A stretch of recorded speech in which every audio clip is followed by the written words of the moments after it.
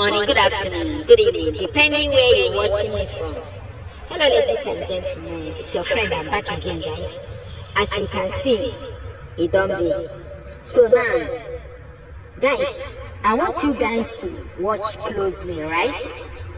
The video I made about Father Mbaka that time, and how that evil pastor from Enugu state went to owumiri person, and they told owumiri person to create something that will make Father Mbaka to leave the environment so that he can get more members from that particular place.